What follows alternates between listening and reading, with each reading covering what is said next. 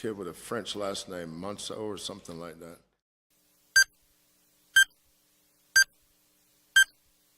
Miss Phil, what we eating tonight?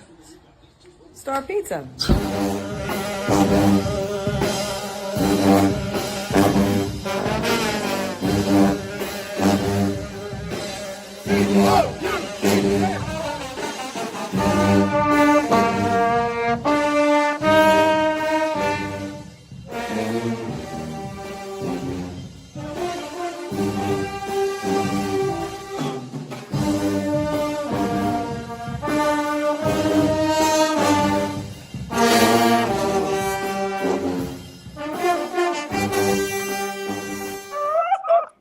Oh, yeah.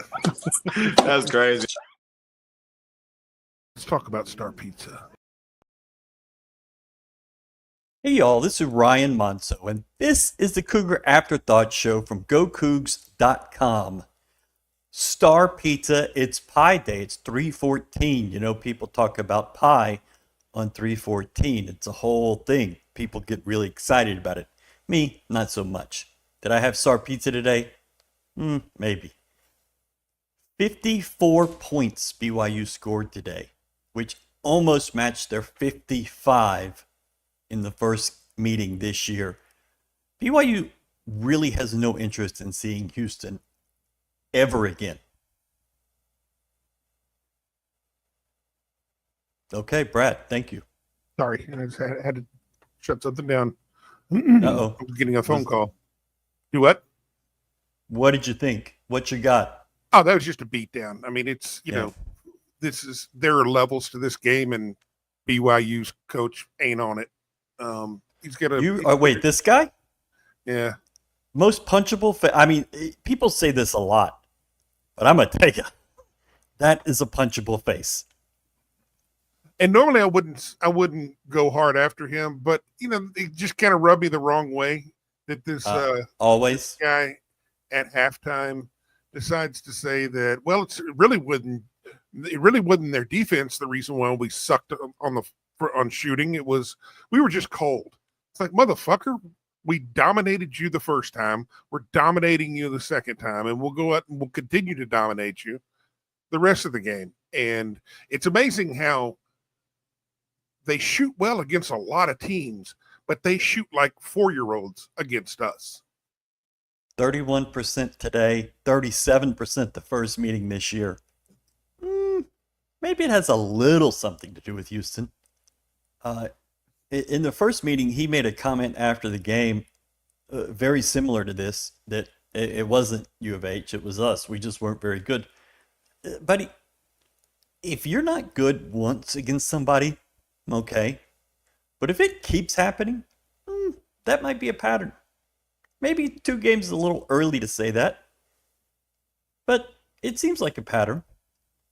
BYU had gone, it's right around 150 games without scoring 55 or less in a loss, and now they've done it twice to Houston, twice this year. Against their best team in a long time. Oh, yeah. I mean, I think the Denham kid, the jeans fella, is going to go in the top 3 in the draft. I don't know if I heard that 20 times. I think I heard top 10. He's gone for sure. Top 10. Gone.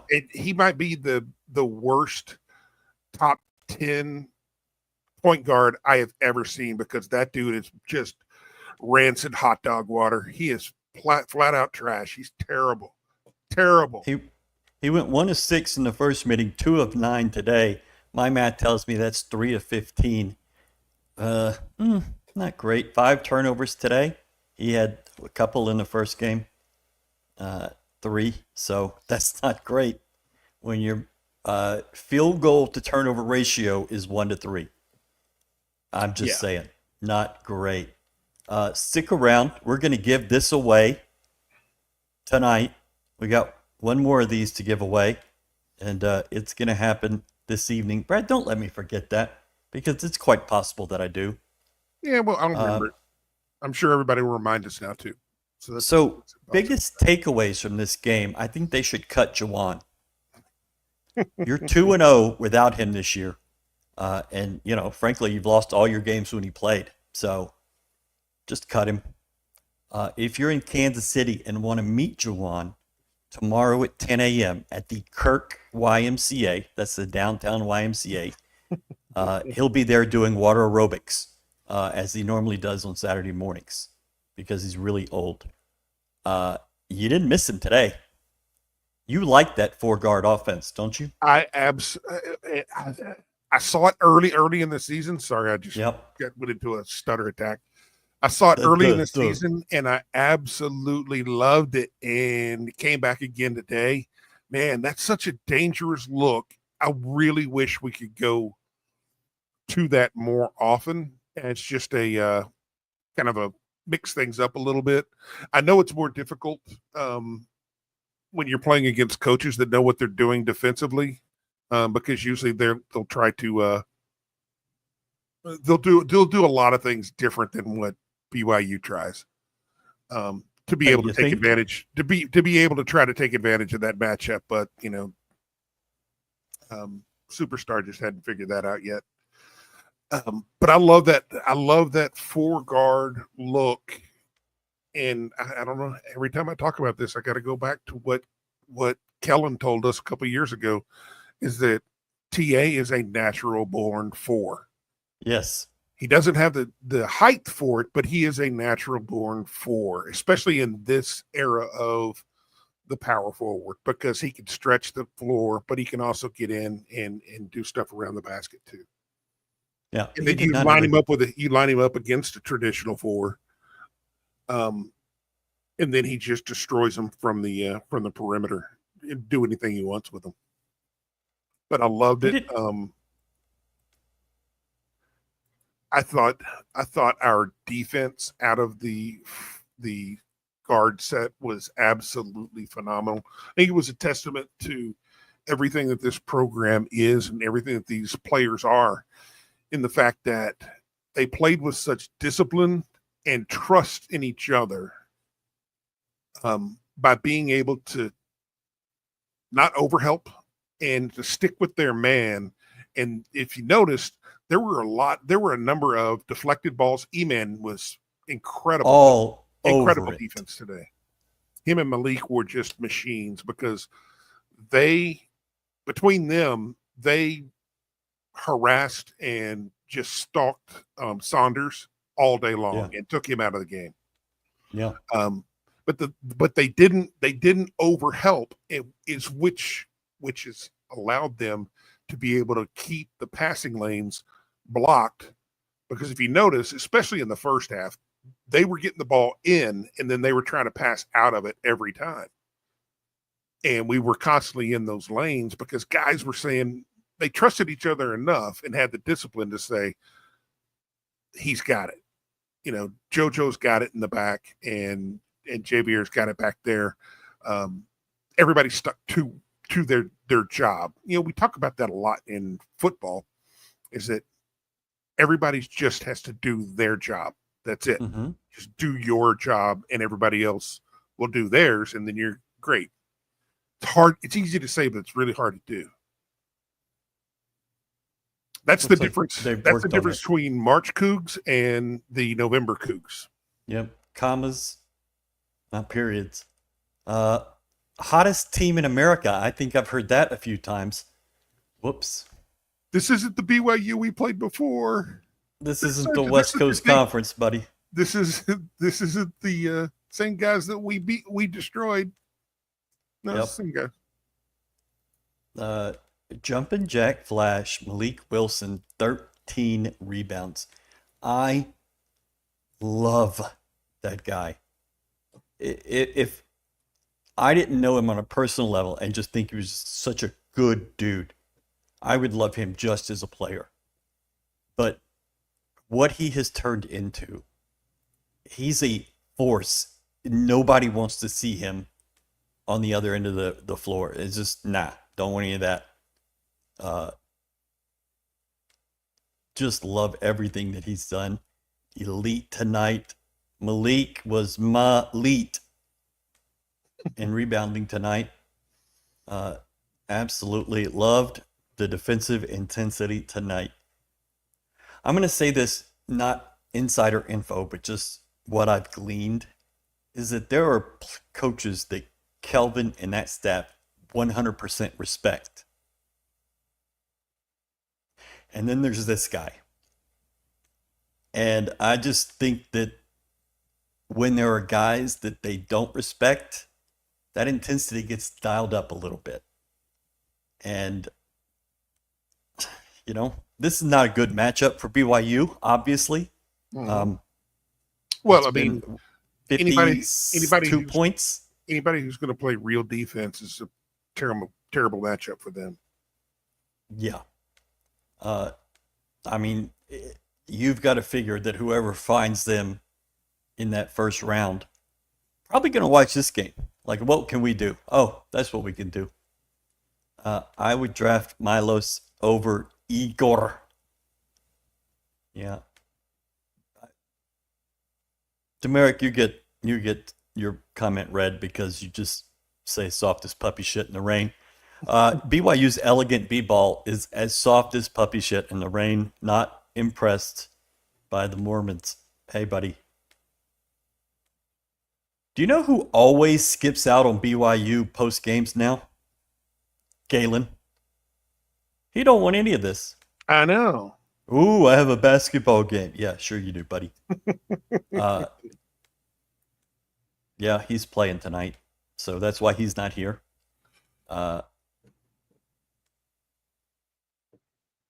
Star Pizza. Get you some Star Pizza. You still got 90 minutes. I think maybe they stay open to 11, but at least 90 minutes. They had great specials today with happy hour. They had garlic bread for $3.14. They had beers for $3.14. You can't beat that. This team is so amazing, looks really special, such a delight after a couple of decades of putrid b-ball. Yes, but I mean, you've been living this dream for quite a while. You got to enjoy what you've been living. The Houston defense early was suffocating, just shut BYU down. I thought they were going to start a running clock. It was 15-0, and I mean, it was getting into like Eastern Washington U of H run and shoot era, kind of like, this is going to get ugly. The BYU guy who got the technical is a punk. Yeah, I like that technical foul call. I think if you chirp right at a bench, you should get teed up. A lot of people don't. They don't like that. Stick to chirping guys on the floor, and you probably might want to think about it when you're down 17. Well, that was their first bucket, second bucket. It's like, I mean, that's the throat slash down 30. Yeah. It just, I get it in a lot of situations, but when you're getting out toughed and bullied and you finally score and it's, no, keep that shit to yourself. BYU coach is a DB, and I don't mean the football kind. Baseball is down 3-1 to a bad Tech team. U of H has one hit. It was a home run. They're through 6 innings, and that's not going great.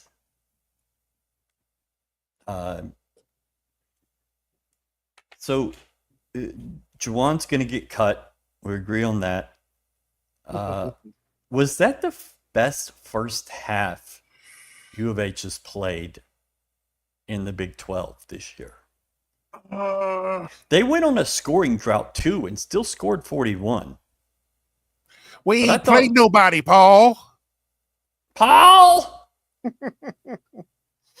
I mean, yeah. I mean, it was. But the thing is that I really can't tell much difference between BYU and Utah. I mean, they both. I mean, against us, they're both just speed bumps. So I mean, yeah, it's just like throwing kids out of their wheelchair. I don't think you can say that. I don't think that's allowed. Okay, knocking them off their bicycle. Yeah, with the little, Ching, short sleeve ching, shirts, ching. the tie. Yeah. And you stole the bicycle too. I'm just really, really impressed with the way that E-Man and Malik played because they stepped up in big, different ways. I mean, Malik gave you the intensity and the toughness that you would like, and then so did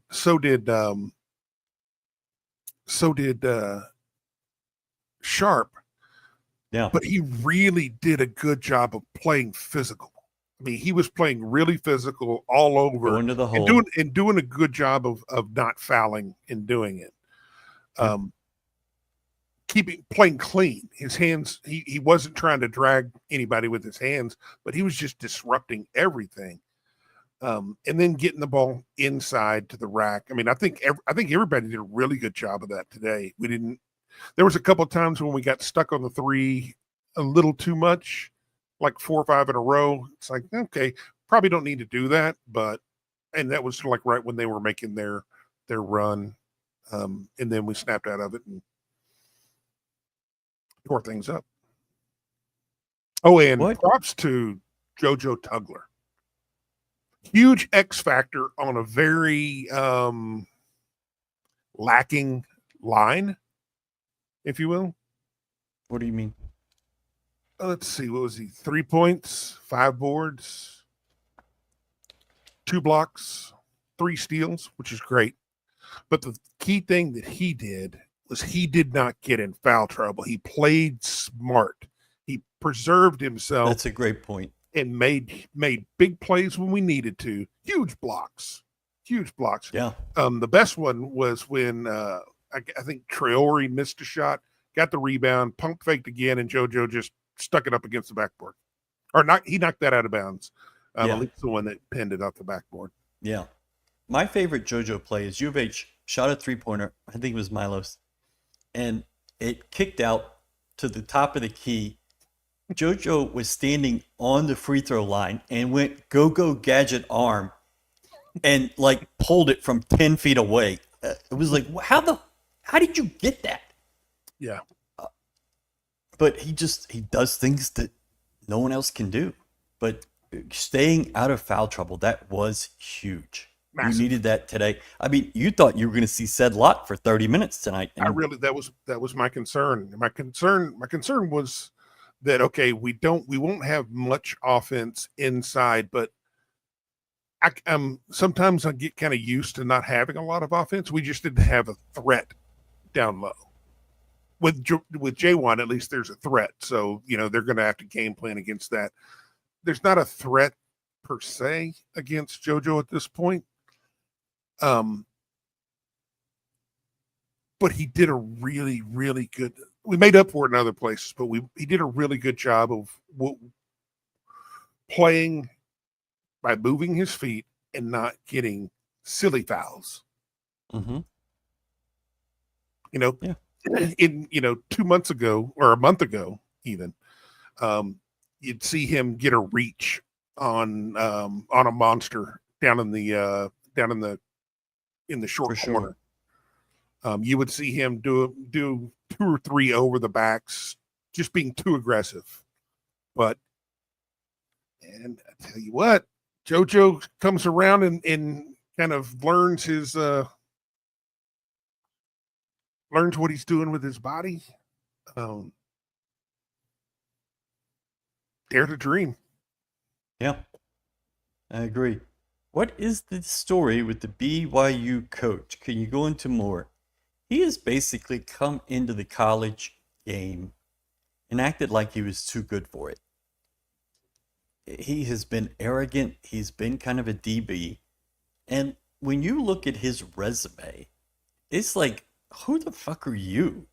I'm going to give you, he played at Middle Georgia and then at Clayton State. Do you know where Clayton State is? Never heard of it.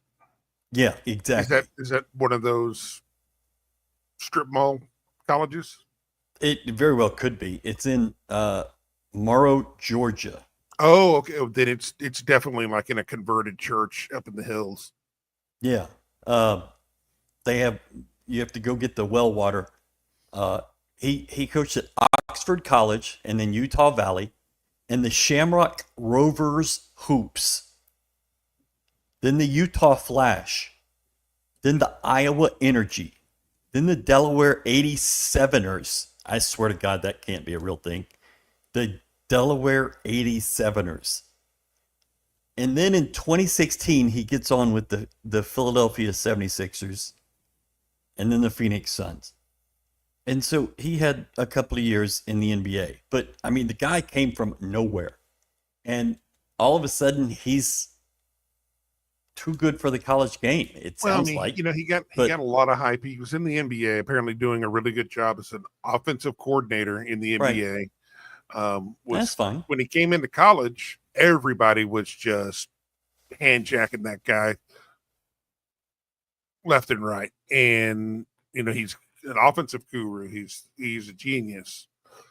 And then throw on top of it, you know, BYU decided that, hey, we're going to use some of this Joseph Smith gold and start dumping cash on people. Brad.towns@gmail.com. Send it to him. Yes.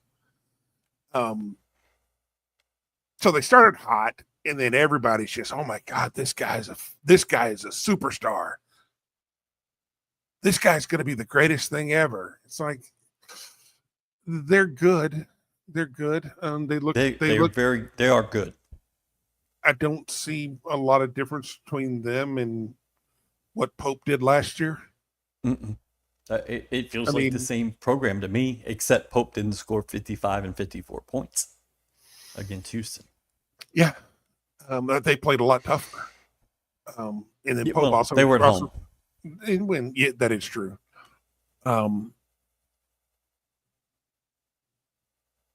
You know, those poor Western schools having to go all the way to Kansas City apparently is some massive thing. I mean, it's like I don't know. It's just got way overhyped. And then some coaches get overhyped and they just kind of tamp it down. Well, while everybody was handjacking, he was doing the same thing. He's like, oh, let me finish myself. Okay, I don't think you can say that either. Me appreciating Malik Wilson's efforts for the 10,000th time. You should.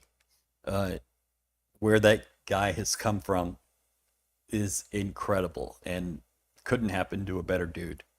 Sarnes Leland chimes in with LJ Cryer Big 12 Championship merchant. Super proud of this team staying connected tonight without Juwan. Tone was set in the first minute. Second minute. Nobody scored in the first minute. But yeah, I think they came out and said, this is our game. This is how it's going to go. Nothing you can really do.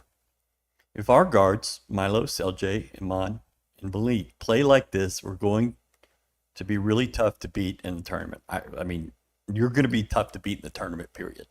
Mm-hmm. If they play like this, you're going to be tough to beat in the Final Four.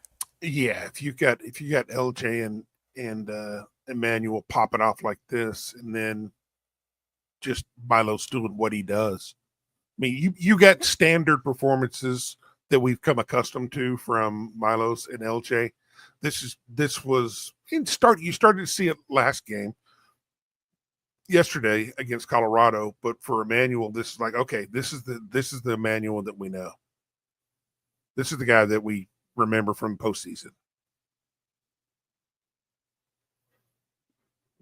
Is Joseph Smith's gold at the end of the rainbow? I think it's now in H.A. DeBance's pocket. Okay. Is this Arizona Tech game delayed? I think it has to wait 30 minutes until the conclusion of the first game. And basketball games just don't last 2 hours now. They're 2 hours and 20 minutes or longer.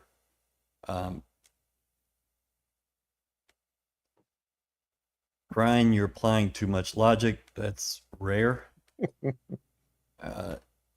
Great job. I appreciate your dedication to covering the Cougs. Oh, noted Facebook.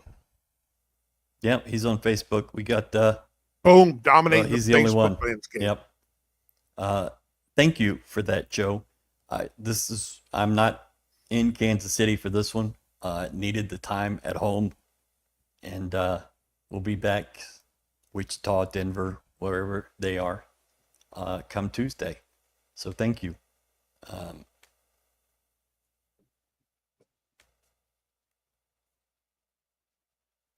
That Demon kid, he played in this game, right? Well, Are you yeah. certain? The only reason why I remember him is because he likes to do like kind of a sling pass that he got picked Okay. off at least twice. Uh-oh. I really appreciate that. He was like, "I want to be like Luca. I'm the Timu Luca." Or is there a Russian version of Luca or Did Dallas Russian trade him Timu? too? Huh? Did Dallas Dallas will trade probably Demon Dallas will too? probably be the ones who draft him. Yeah, that's your boys. Seems about right. Uh, Although, kudos to them to cutting ties with Quentin Grimes and letting Quentin go and be the star that he's destined to be. yeah, that's worked out pretty well for him. Any preference on who U of H plays in the championship? Not really, but I think you'd rather see Arizona. Maybe there's some desire to play Tech for just to beat them again, but I don't know. I don't really think it matters. My two best friends outside of Ryan is That's the saddest thing I've ever heard. they're Texas Tech alumni. So for their sake, I'm going to say we want to play Tech. But for my sake, I'd rather play Arizona just so I could talk more shit that the Big 12 needs to pick it up. The Hateful Eight is really dragging this conference down. Darian Williams and Chance McMillan out tonight for Tech. I believe those were the two guys that were out when we went to Lubbock. So maybe they're just going to pull the same thing with we almost beat you and our two guys were out. Is that me that keeps moving that? No. We know Iowa State plays defense, and I'm curious why we seem to bother BYU more than Iowa State did. What do we do differently? I don't know that Iowa State plays the same sort of defense they played last year. Is that fair to say? I thought they were infinitely more tougher last year. We have to understand kind of we do play tougher defense just because we play tougher defense more often. What Iowa State happened to them this year is they decided that they wanted to play a lot more pretty offense, and they get caught up in games where they try to run with people, they try to shoot with people instead of doing what their core strength is. Our philosophy on offense, we want to score as much as possible, but we want to dominate the offensive glass if possible, and we want to control the game because that feeds into our defensive side, and we would rather try to drag you out in the deepest water we possibly can and then choke you when you get you a half a mile offshore. That metaphor took you on a little bit of a journey. Iowa State is more willing to kind of play the other team's game, at least, especially this year. U of H does not do that. No. And, we hear it all the time is that, our offense. It's like, the offense and the defense, they play kind of hand in hand. The style goes as it goes. 74 points tonight. Scored 86 against BYU the first time. I mean, it's not like we're trying to limit possessions, but we are trying to work for good shots and get our shots in the right spots. And then we're also trying to force the defense to work hard. And there's no reason to go at somebody else's pace. When you can dictate that, that's how you dominate games. Galen's boy Max Smith says, "What up, guys at Surfside for spring break? Spring broke. Shout out to my grandsons Dominic and Damien. They're watching. Thank you, guys. What will be their excuse if they lose this game? I mean, there's going to be one. I'd rather play Tech and punk them. Arizona should be softer, less chance of injury. Oh yeah, Star Pizza." we're tougher because JoJo is healthy. Yeah, I mean, that certainly makes a difference. You've got a healthy JoJo and Javier. If Jawan, who I think could have played today, I don't think it's a big deal. They had him in a boot as a precautionary measure so he doesn't move that ankle around. He'll probably wear it most of the time for the next few days. Not a big deal. I wouldn't read too much into it. I think it's just me, pure speculation. I think that Wait, they put those hands back up? Good Lord. All right, go ahead. I think that they put him in a boot to hobble him. Because if they let him dress out while telling him he's going to be on the bench, he would go run up to the table and check himself in. I don't know about that. He's become a wily veteran. He knows to pick his spots. I just don't think that's what he would do at this point. I do. Okay. Absolute Cinema Towns edition. Okay.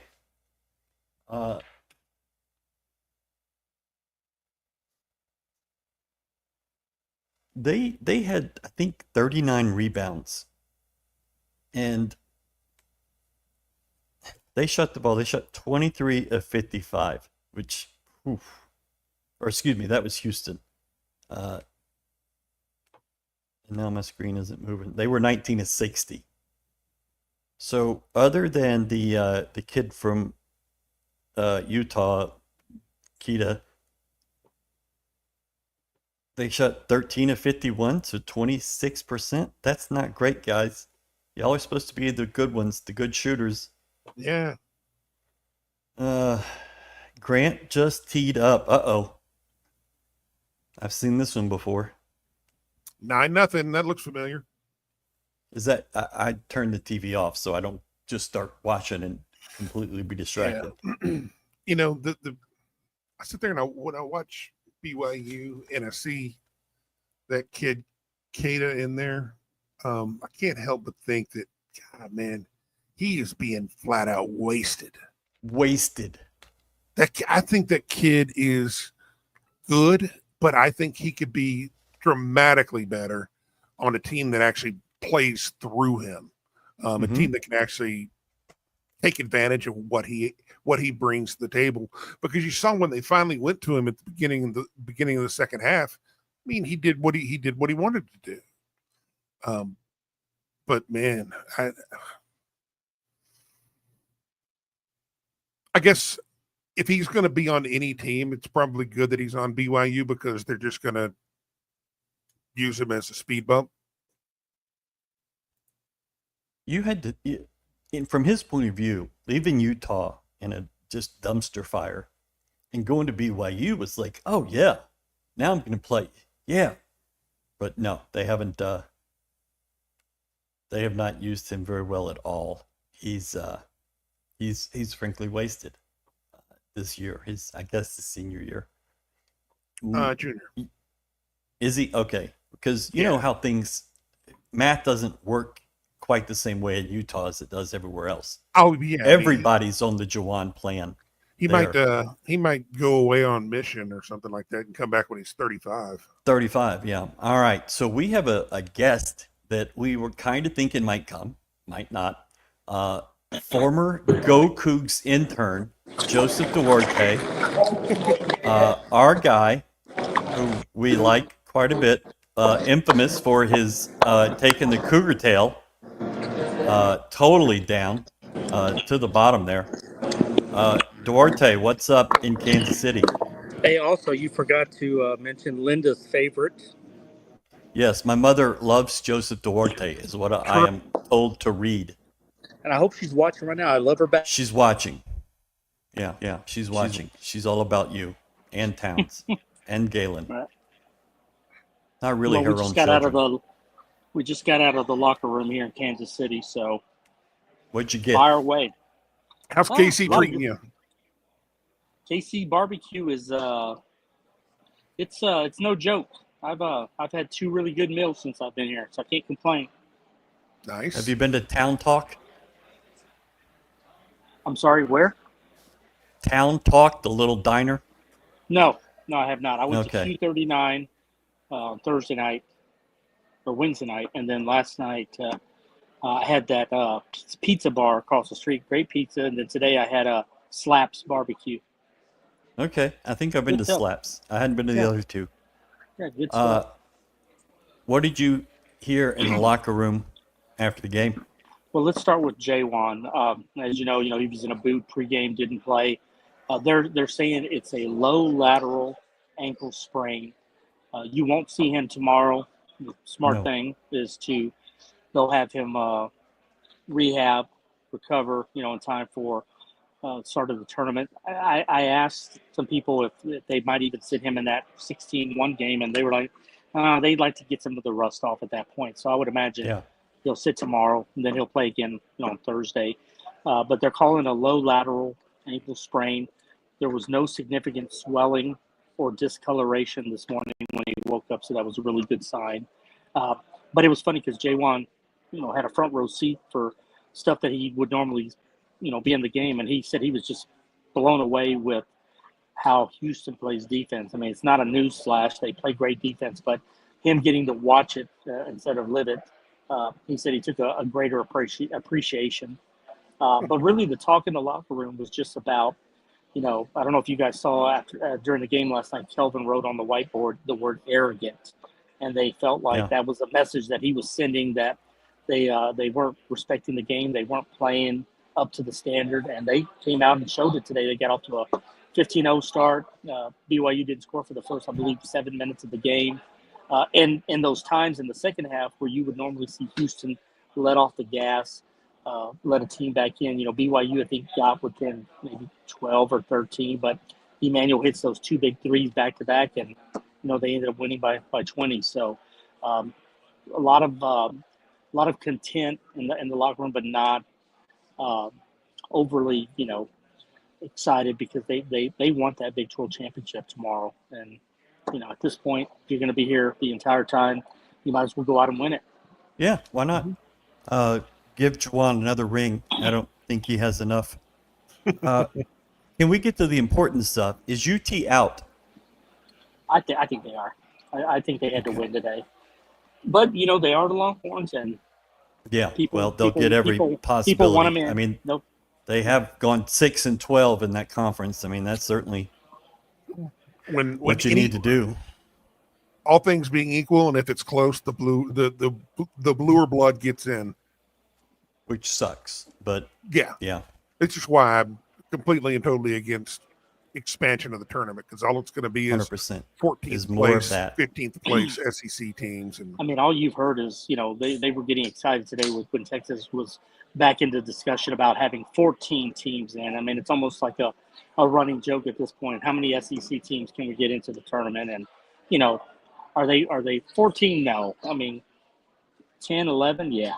But don't start just throwing teams in there just for the sake of, inflating the numbers and stuff. right. You said Juwan was blown away having to sit out. Galen actually told us the exact same thing last night. Was when he broke his foot after his sophomore year. He was sitting out watching practice, and he was blown away by the defense, but also other things that he was seeing. Did Juwan say anything else in relation to what he saw just watching? Well, and should they cut him? Is another topic we're talking about. They should cut who? Juwan? Juwan, yeah. Cut him from the roster?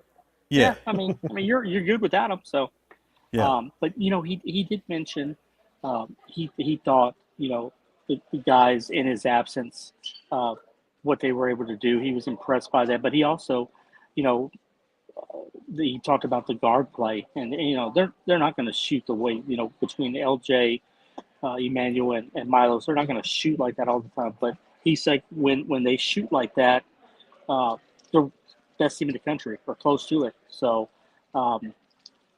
just imagine, you did that tonight against. I mean, this BYU team was hot. I mean, they were coming in, won 9 in a row. I believe they were averaging close to 90 points during that streak. 18 threes the night before, and you just completely took them out of everything. And, that's not easy to do. And Houston, I mean, we've been here the whole time, Ryan. We've seen Houston do this before, and they just take you out of your game plan or what you're good at, and they make you look really bad. And that was just another example tonight. We're just gonna leave this comment up for the rest of the time that you're here, because I don't need to hear your shit anymore. Oh, She may Linda, not come like on. me, but yeah, I know. Poor thing. That's disappointing. There's JD. I hope JD has a decent seat. Are you in the Jeff Goodman section at the top? No, I'm in the Bob Euchre seats. I'm in the front row. Okay, Nice. that's good. So I've got connections. there you go. So they took care of me. I like it. Who do you think was U of H's MVP tonight, Duarte? You know, he didn't score a lot, but I thought Malik was really active tonight. I think he finished with 9 or 10 rebounds. 13. Oh, really? Okay, so right there. That's what you get and what you need when you don't have J1. You get somebody to go in there and do the dirty work. And I thought he was huge tonight. And I like where Emmanuel is right now because we had seen him really battle through some stuff. I saw the stat that you kept putting up about the last couple of games or the last few since weeks. from Baylor halftime through the end of this game, I mean, 19 5 last night, halves. Yeah, 26 26 tonight. Yeah. I mean, he's rounding into shape. People were so worried about what he was looking like, and I mean, he was not good from the time he came back. He sat out that week that they went to Colorado and came back after that. But yeah, he's getting it to where he needs to do. People are agreeing. Malik. You know, there was another Elite. little tidbit that came out of the locker room. Terrence Arsenault has just had a run of bad luck lately with getting bumped on that Achilles. It's the same foot, the same area, and he was really down in the locker room, just trying to figure out what he can do to limit the damage or at least the pain. He said he's in a lot of pain, and that's, you know, he came out of the game there now 2 nights in a row, and they they need him. I mean, that's another guy. I mean, he was in the starting lineup tonight. They went 4 guards with J1 out, and he's a guy that can do different things for you off the bench. But yeah, he's another guy coming out of the locker room that there was a little bit of a concern over, you know, how do you handle that and how do you get him ready for the tournament next week. Y'all talked to him whatever day that was, Monday. He said that he was taken out of the Baylor game kind of as a precaution. He told Kellen, you know, I don't want to push it. It's not feeling good. What else did he say Monday? And I feel like he said something that I heard, but I can't recall off the top of my head. All these interviews are sort of running together with me right now. I don't quite remember. I just know that you know, after the game he had said that he had gotten pulled out, but then he also came back into the game. So it wasn't, you know, he left and never came back. He played a little bit more late in the Baylor game, but yeah, I couldn't recall what more he said from our interview earlier in the week. Okay. What do you think about this 4-guard lineup that they put out there tonight? I mean, not ideal. I mean, you want J1 out there, but I think that shows how the roster is constructed, that you can do it out of necessity. You do it to get by. I don't foresee this being, you know, after tomorrow being the direction they go. But the fact that they can use Terrence and, you know, and then come back in quick. I mean, look at Mercy Miller. Mercy Miller's getting some playing time lately, and that's, you know, a sort of byproduct of what the score is and stuff. But I mean, Kelvin's getting some guys some work, and that if that means going with 4 guards at times, I think it's good to have, because guards are important come the postseason. And if you're down one front court player right now, and you look at what else you have, I think they like to keep JVA in the position that he's in and how they use him off the bench. I don't have an issue with that. I just don't think it's something long term that we'll see. It's just kind of a case by case as needed. Tech is up 22-19. They've hit 5 3-pointers early. Arizona's hit 3. Looks like it's quite a fun game. U of H locker room is pulling for a double overtime, 1 o'clock finish. Quadruple overtime. And then they start the championship game at 8 a.m. What time is the game tomorrow? 5. Okay. I love finally having a championship game on Saturday. Yes, it is. We saw way too many title games on Sunday in Fort Worth, Memphis before that, Connecticut. And then you kind of cram into a room to watch a selection show. The last year that they had it in Fort Worth was U of H's first time as the 1 seed in this current era. And Kelvin said something to players. They just lost the game. And he said something like, pay attention to this. This is big time in your lives. Like, this is a big moment. Because he knew they were getting that 1 seed. And that's kind of stuck with me. That he was like, all right, relax, get over it, and focus on this really cool thing that's happening. Not knowing that it was going to happen the next 2 years in a row. Right. People may look at it, Ryan. I mean, that's not an easy thing to do, to get 3 straight years of number 1. I did some research, and since the seeding began in '79, there's only been 7 schools that have done that. Most recently, Gonzaga did it, but there was also the break with the canceled year. But you're talking Duke, Kansas, DePaul, Virginia. There aren't many, and that's a huge accomplishment. DePaul, that's going way back. Yeah.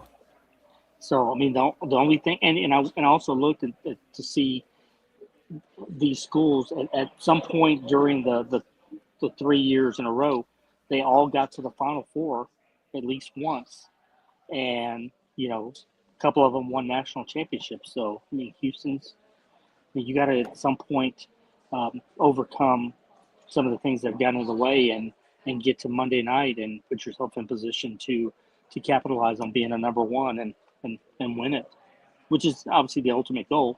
But it's just been amazing, the run that they've had the last few years, and things seem to get in the way. Update from U of H baseball. Through 8 innings, U of H has 1 hit and down 4-1 to Texas Tech. I know you wish you were here covering that game, Joseph. Maybe you can make it to Sunday. I think I'll go to Reckling Park. There you go. New coach.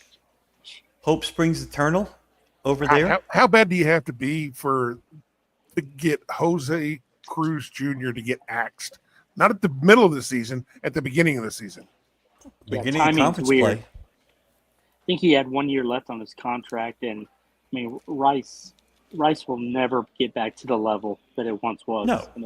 I mean, if even let's just say everything changed way back in the 90s, and if Wayne Graham came to U of H and had the same kind of run, you're not going to get close to that ever again anyway. I mean, Wayne Graham, it's not, he doesn't get the credit that he deserves. I mean, you would think he would, based on what he did at Rice, but I can't tell you how good a coach that guy really is.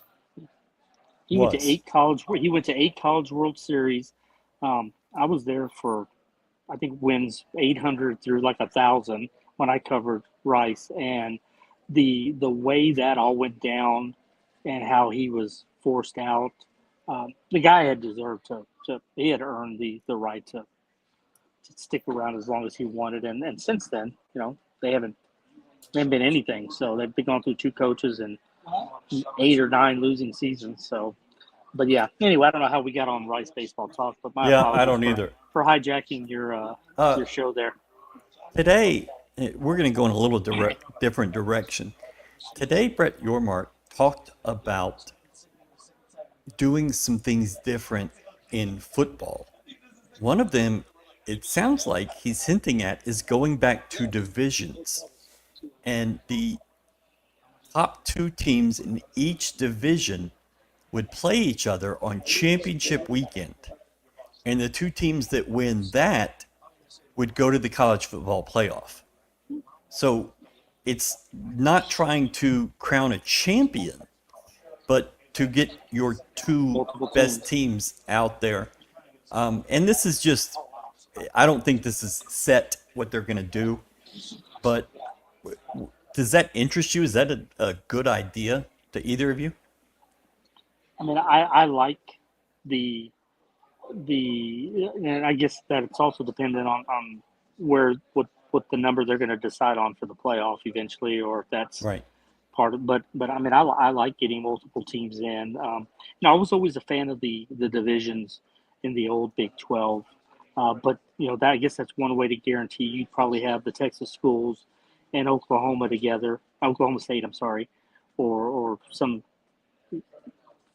with the West, you'd have basically the four corners and Kansas State, or so. I mean, there's a way to do it where I think it will be attractive to fans, and it gets those rivalries more frequent, because right now there aren't a lot. I mean, TCU and Baylor, I don't think played this year, did they?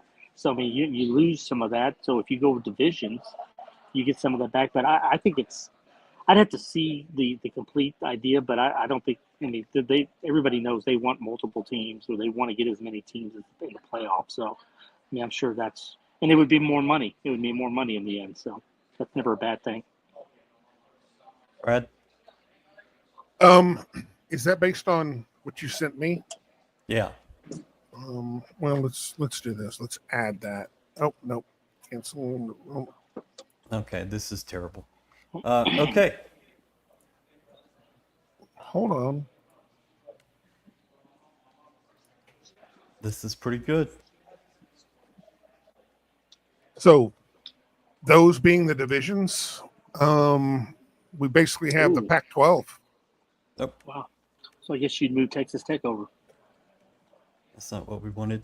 So here you have Arizona State, Arizona, BYU, Utah, and this is just a hypothetical. This isn't Colorado, TCU, and Houston, which I think is great because you don't get stuck with Central Florida and West Virginia, those outliers. Baylor, Iowa State, Kansas State, UCF, Cincinnati, Oklahoma State, West Virginia in an East division. I like this, except for the fact that you'd probably play a couple of 9 o'clock games in that Big 12 West, but that's fine. That's not a huge deal. So But you're I am totally intrigued. dismissing that Houston's more east than Waco. Well, I See, didn't that's do the- that. That's the it. problem. 100% is. The problem is that any of these you're going to have a Texas team has to split.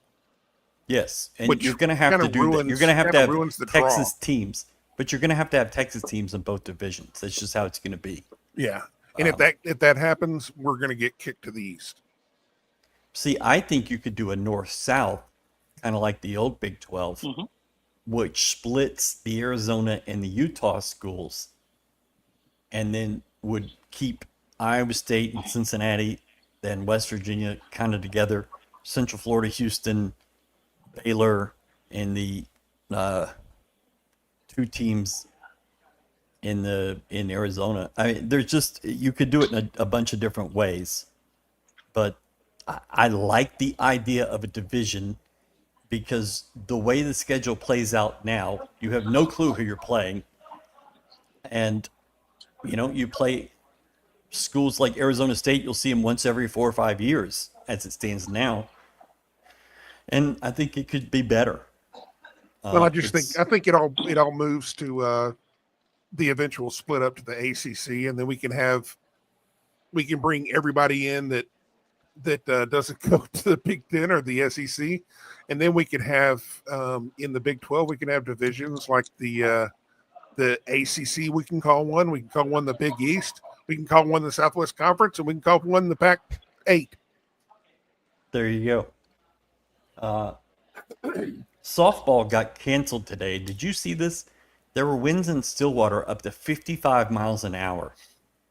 And so they canceled the softball game. I would have liked to have seen that. Here. Everything was canceled here today outside because of the wind. Yeah. It was bad. Yeah. I'm sure Tech Lubbock is under 3 foot They of have had dust. bad issues in Lubbock. It sounds pretty terrible. I don't care It what was happened windy in here, Lubbock. but it's nothing like that. They gave me the flu, so I don't care about Lubbock. They gave me You're the lucky flu. that's all you got from them. Yeah. If I never go You back might- to Lubbock again, I'll be happy. Although they I did have liked a good Lubbock. burger. They had a good burger. Oh, we place. had a good burger. Yeah, we talked about that place. Towns. Yeah, I Towns. saw that. I was a little skeptical, Counts, because this place was shady. It looked like And it looked like a set from Breaking Bad. We were gonna I'll sit tell- on the railroad tracks and eat our burgers, but then we were kind of like, we probably shouldn't do that. Yeah. JT Top into the locker room in this Tech Ooh. game. That can't be good. It's 27-all as it stands right now.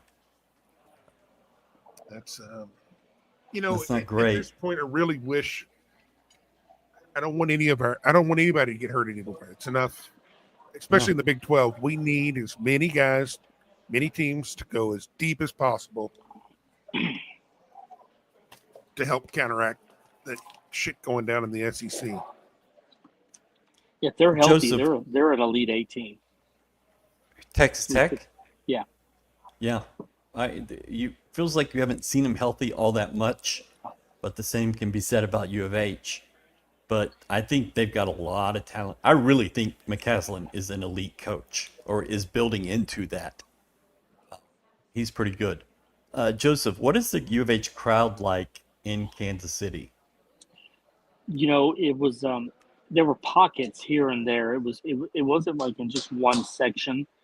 And they posted an alumni association photo before the game, and that was a nice group of people at that one. I don't know what the exact numbers were, but they were facing BYU. BYU travels wherever. They've got the national following, so it wasn't anything compared to that. But it hasn't been terrible. It's been vocal. It's been loud. The band's here, the cheerleaders, and then behind the bench, there's the usual suspects, and then I've seen little smaller pockets throughout the arena. So it hasn't been bad. I've seen other schools that had far less this week.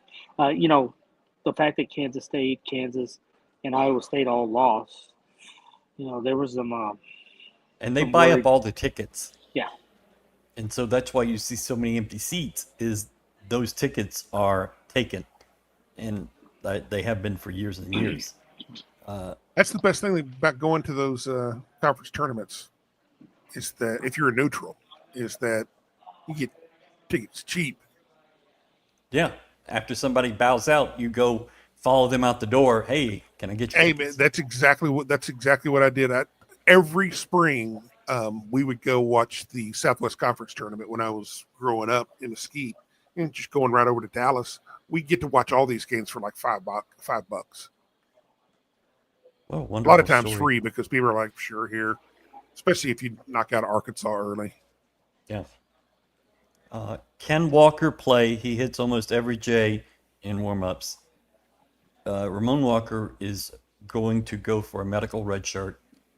He will not play. We've talked about this for a few weeks. So, yeah. And how come Cordell is not the first off the bench? He seems eager to defend. I can't tell you why, but Kelvin always says your playing time is determined how you practice, and you have to assume that Mercy practices better. He's certainly getting better. You can see it. Well, and I think it also comes down to what they play. I think, could be wrong, but I think Cordell's looked at as more of a ball handler as opposed to a shooter, and you can slide Mercy into a shooter. Eventually, he's going to make one, kind of like the BYU philosophy. You throw them up enough, eventually they're going to go in, right? I mean, whose minutes is Cordell going to take? Do well. He's like eighth on the guards right now. I mean, I mean, if you bring his strength is going to be on the ball, and like the minutes that Mercy's going to get, we need somebody to handle the ball. So he's going to give a rest for Eman or Cryer, as opposed to Malik or Milos. So I mean, I think it's just. I mean, it's not. We're dividing up like 3 minutes. U of H baseball, 1 hit in the conference opener.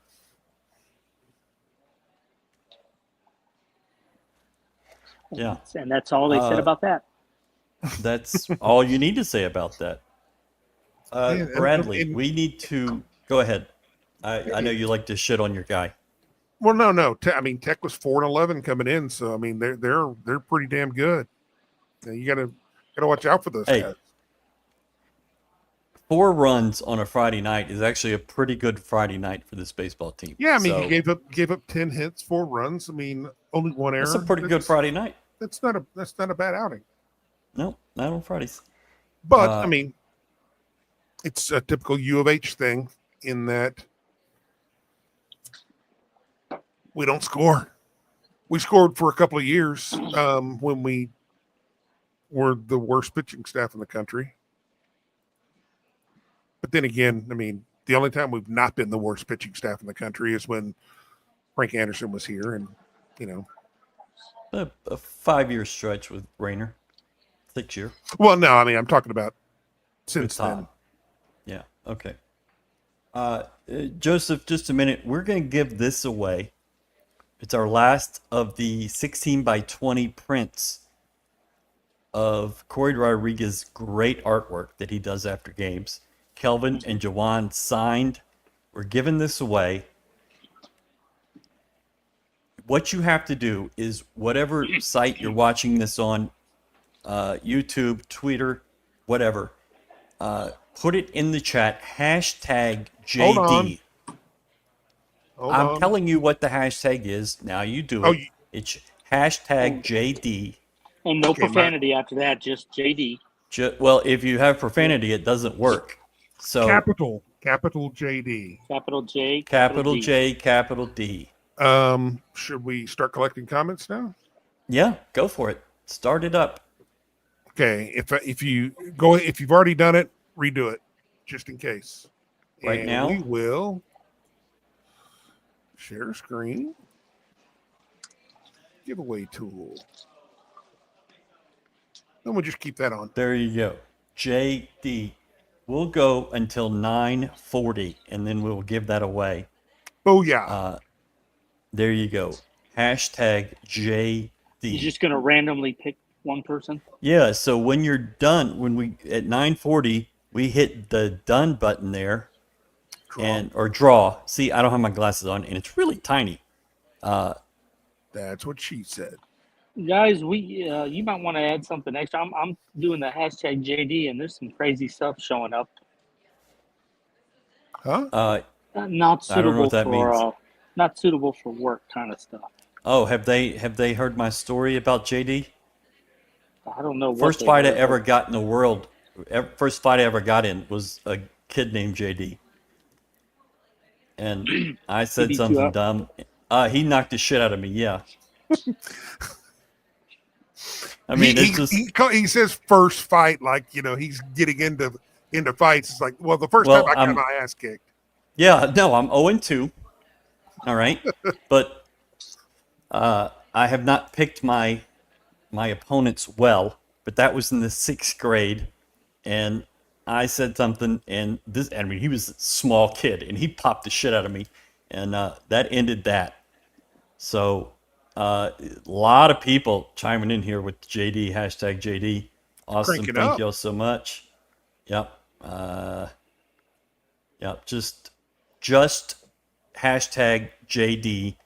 If you put anything else, I don't think it's going to work. Like if you put YouTube or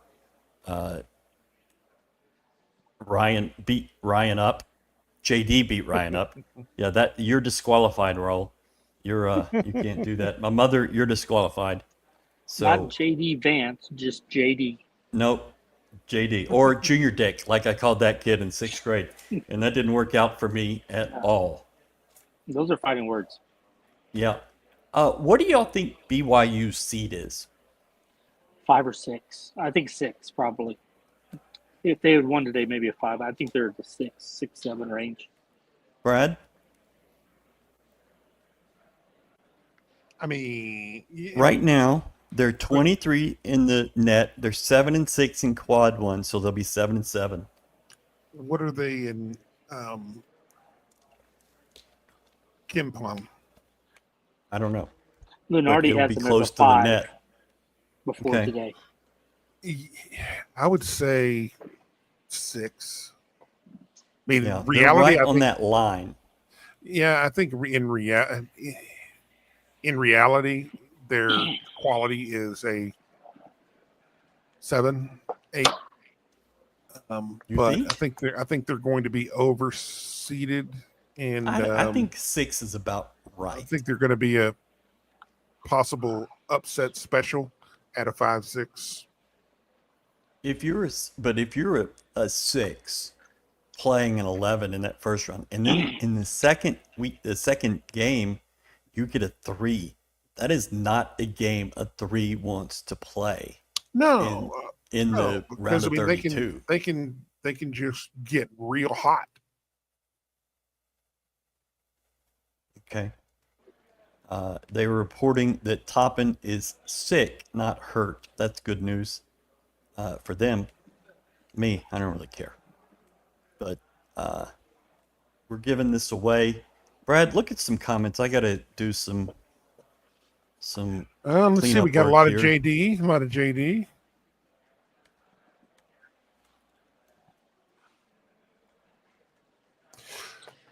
JD, question for you: anything going on in football? We'll find out Tuesday. They start on Tuesday. And I'll be on a flight to Wichita that morning. I don't know why I booked that day that early, so I'm going to miss the first day.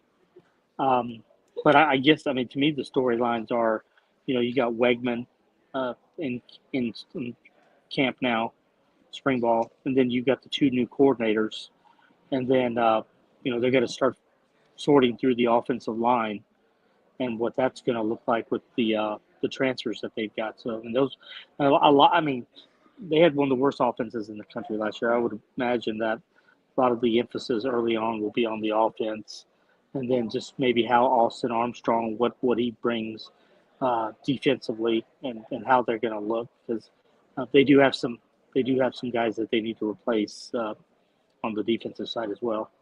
Right.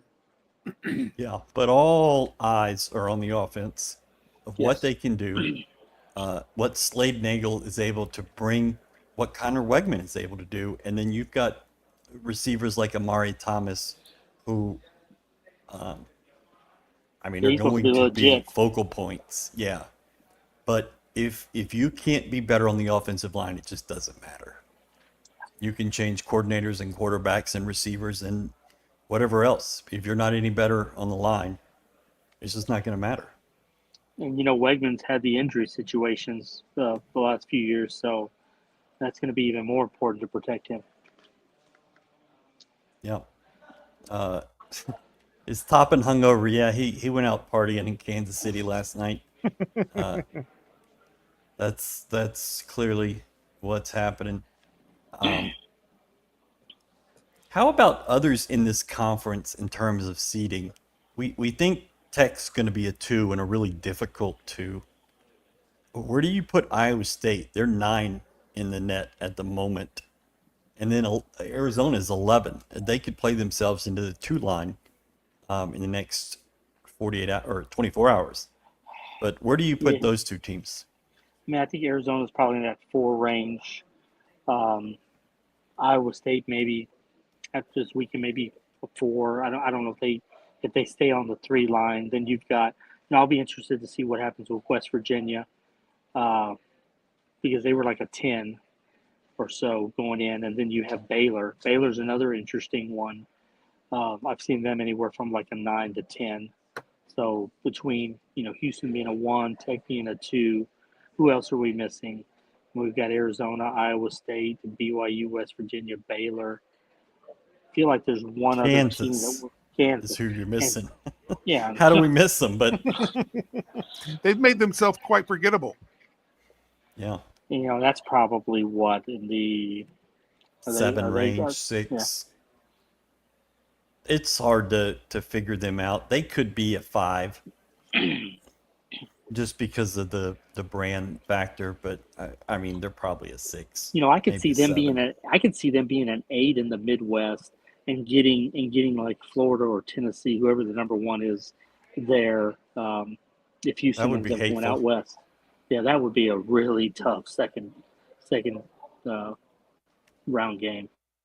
Yeah, but I don't Yeah. mind it. And Bill Self could suddenly rediscover things for this team, and they make it to the second weekend. I don't think that that's going to happen, but I mean, you got a really good big man, and when some of the other guys like Mayo or Harris, when they're on, they're not a bad team. It's just they haven't really put things together for stretches this year. They're either losing in the first game or they're making the second weekend. I don't think they lose the second game. No. It's going to be feast or famine for them. And I would probably put my money on famine. That looks like a group of people that just don't want to be together anymore. And that's hard to overcome. It's like as soon as they get into conference play and they play a few games, it's like, okay, we're done. We don't want to be here anymore. They like going and playing the non-con. Yeah, they love Michigan State and Duke, and I mean, that's legit.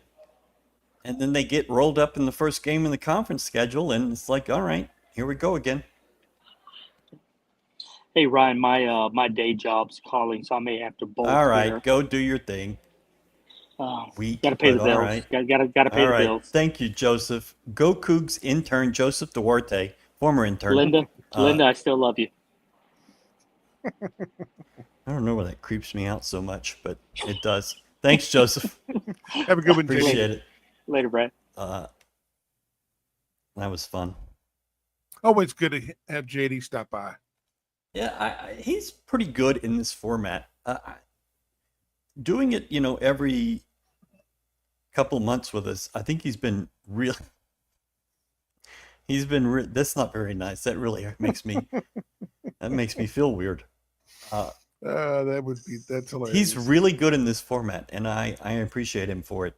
Thank you, Joseph Duarte from the Daily Newspaper in Houston. I do not know about this one. I don't know. I don't know if that mascara fits in his purse. What do you mean? Does he have a European carry-all? Probably. Okay. He looks like the type. Who's the kid from Duke that I'm thinking? You may have mentioned it last night. Jared, the kid with the fingernails. McCain, yeah. They could be buddies. Who knows? I'm going to look at some comments. How does Cordell? Here's one that's interesting to me. Is Tommy Lloyd a good coach? I think he is. I think he's a good, solid coach. Nothing more, nothing less. Is that fair enough? Okay. Well, I mean, it's your opinion. I think he's a good coach. I think you have to learn to be a head coach, and you have to learn what works for you. Elvin was able to do that in complete obscurity 40 years ago at Montana Tech, and then got another obscure job in Washington State and got the crap beat out of him for a while before he learned how to be a head coach. And you just you don't get those I mean, you have to do it at a very low level. You don't get your first job at Arizona. It just doesn't happen. Yeah. Chris Beard was talking today. He was asked or maybe it was yesterday, a really stupid question. How can a guy like you ever possibly compete with the teams you're beating? And he handled it pretty well. But he was like, we won at Fort Scott, we won at Seminole, we won at South Carolina or wherever he was, we won at McMurray, we won at Angelo State, we won at Little Rock, we won at Texas Tech, we won at Texas. It's like, he's been a head coach everywhere. Mm-hmm. And he hasn't been at this level, but he got his feet wet at lower levels. Tommy did not get that opportunity. Right. And my buddy that's high up at Arizona is really high on him, thinks he's a really good coach, thinks he's exactly what they need. But he also came into a different kind of league this year, and they weren't prepared for it. They only had 1 year. U of H had a good couple of years to get ready. Didn't work in football.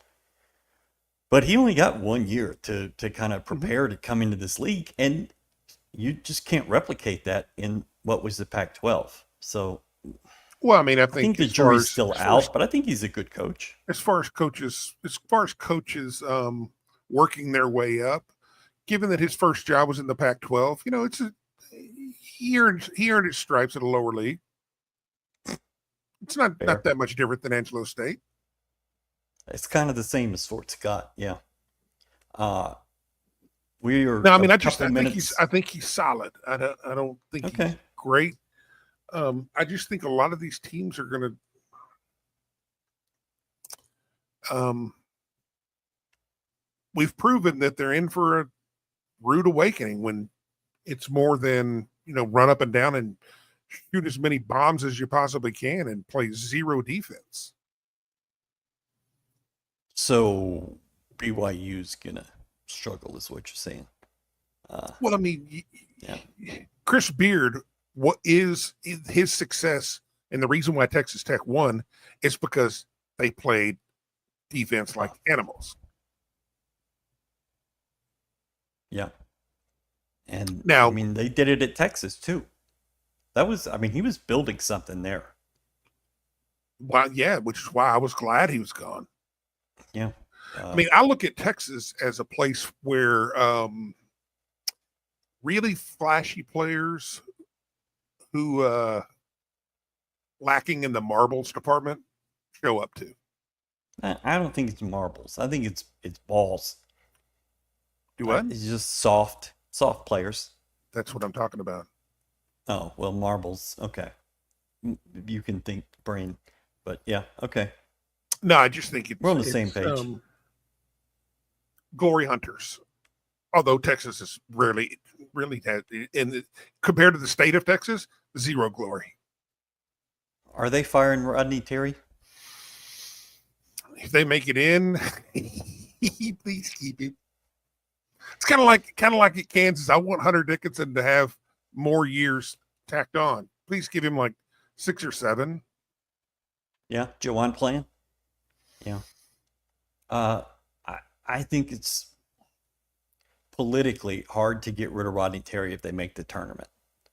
Yeah. So as an AD, you're at the same time rooting for them to make the tournament and rooting for them not to make the tournament. And Del Conte that's a tough decision. But if you're making it based on a decision by a committee, you're probably making it's the wrong decision. You need to make it on a body of work. And, if you do that and he's the right guy, okay. And it could be, who else big time fires their coach? And is this a saturated job market where you're not getting as many quality candidates as you possibly could? It's 9:40. Let's go ahead and do the draw now, as we said we would. All right. So I hit just the think draw that button. for that, I just think determining what a quality candidate is is the problem Texas Yeah. has always had, and then letting him coach. So here we go.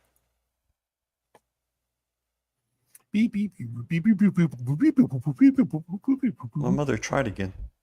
Look at her. R.A. Rah! That doesn't tell us much, but R.A. Ra.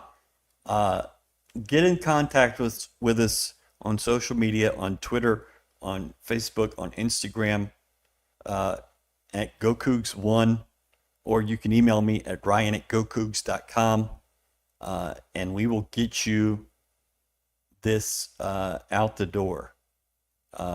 It's an awesome. I'm getting mine framed. I actually pick it up tomorrow. Can't wait. And they look amazing. So thank you. You're gonna put that behind your head. Eventually, at some point, yes, it will go on the wall. So we're gonna get rid of that. How do you get rid of that thing? How about we just go here and then here, and that's not what we do. Not want that. Lord, I don't want to see that much of myself. No. Okay, we're gonna figure this out, guys. We're not stupid. All right, Brad, this is on you. There we go. All right, figured it out. Didn't take that long. Thank you, everyone, for joining in on that. We appreciate you. We will do more giveaways during the NCAA tournament. Galen, I believe, will be back with us tomorrow night. He will also be here Sunday night for Talking About Them Brackets. We're going to talk about U of H's draw, the region, the entire tournament, who got left out, why did Texas get in, laugh at the Aggies. It'll be a full show. Probably get to make fun of the fact that North Carolina got in because they played Duke well. I'm pissed off about this whole thing about if you lose to the right people, you get in.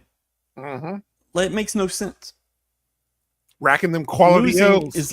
It just doesn't make any sense. Arizona's up 47-39 at the half. They went on a run there at the end. They're shooting 65.5%. I guess that's okay. Tech is shooting 33%. That's wild. Tech has 10 more free throws and only has 2 turnovers. So that's a pretty wild one. You're going to need Tech to storm back to get that into quadruple overtime. Galen is playing a game. He chooses, for some reason, to continue to put his professional basketball career. Oh, well, screw that kid. Where the hell is he? But they have commitments after the game, and he's going to do that. They lost. I didn't see the box score. I wasn't paying attention today. Let's see if he played.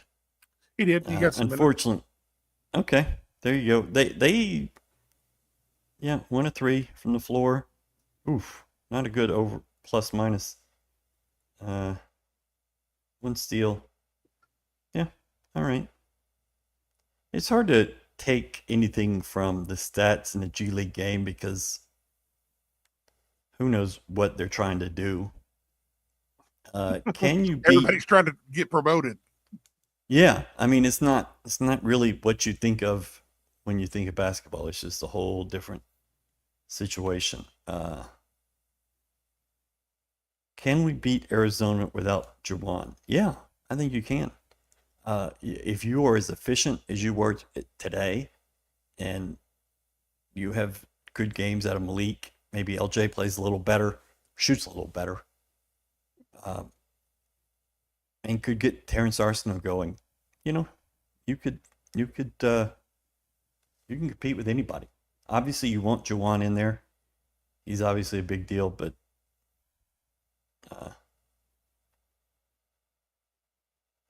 let's see. UT got smoked by their old coach, Rick Barnes, today. That's a shame. That still remains to be hilarious. Still at Texas, do we land Kingston Flemings? Yes, you do.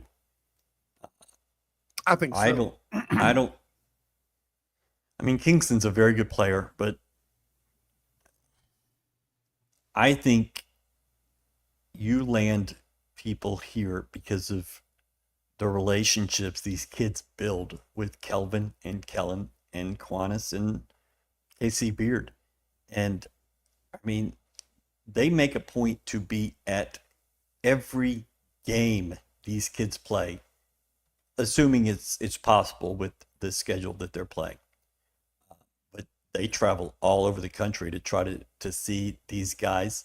You know, you've got a couple in Utah and then one in Arizona, in Coapete and Kingston and San Antonio. I mean, they build relationships, and maybe Chris Beard built those same relationships. Obviously, he's a pretty damn good coach, but I don't think one guy being one place makes all the difference. Scott Drew's got a ring.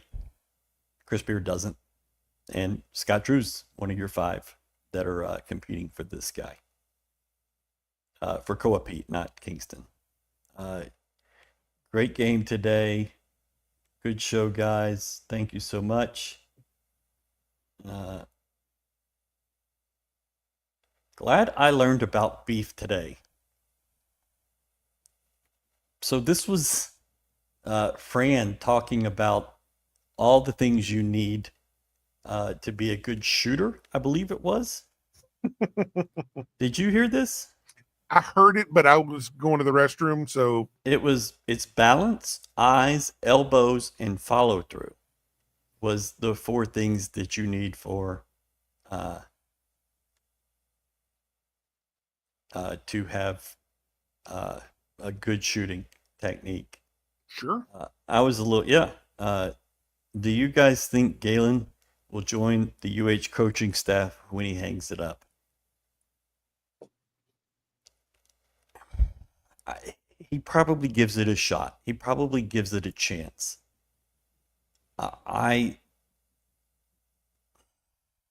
There's a basketball bug inside him. Like, this is what he's going to do the rest of his life, one way or another. Whether it's coaching, whether it's media. I'll sell him this whole thing for like $20. I'm perfectly fine with it. But he's going to be in basketball. And you've heard him talk. His heart is here. His whole, I don't want to say his whole being, but I mean, everything he relates to basketball, he relates it back to Kelvin Sampson in this program. And so if that opportunity arises and there's a spot, because there's got to be a job. And if they do that, if they have that opportunity open, yeah, I think he's gonna be there. Is this Houston's best win this season? No. It's a neutral site game against a soft as shit team. I don't think it's your best win. Do you? I think you beat a solid team the way you should. Yeah. I think at Texas Tech was a really good win. Baylor was a good win. Kansas, the situation, it made it a great win. Arizona was a good win. Well, I think we get into it. It's if you buy into liking the way Kelvin and his teams, Kelvin's teams play, then you think that you obviously think that this is just another win. If you want to see U of H play prettier, then this is probably one of the best wins because it was prettier, it was cleaner. But it's definitely not the best. I mean, it's just Kelvin Sampson says the Big 12 tournament is nothing more than a 3-day showcase for the conference. Agree. The regular season decides the Big 12 champion. That's why you play 20 games. Yes. The most impressive thing that you can do in a season is winning a conference the way U of H did. Obviously, everybody cares about the NCAA tournament, and that's how you judge teams. I don't love that, but I understand it. But it's way more impressive to go 19-1 over 20 games in 70 days versus winning 3 games in a row Or in 4. Kansas City. Well, when you're where they are, you play 3, but you could play 5. That's just how it is. All the teams that played on day 1 are gone. All the teams that played on day 2 are gone. I mean, eventually when we don't win the regular season title, Eventually. and we do win the conference tournament, I guarantee our fans, while we'll appreciate the conference tournament, will still lament the fact that we didn't win the regular season. As you should. Because it means a the lot regular more. season. The regular season defines who the best team is. Yes. And Now you won. the national tournament, the March Madness, that's just who's the best team that month. Yes. Who ramped up and got it going at the right time, which is what all of them try to do.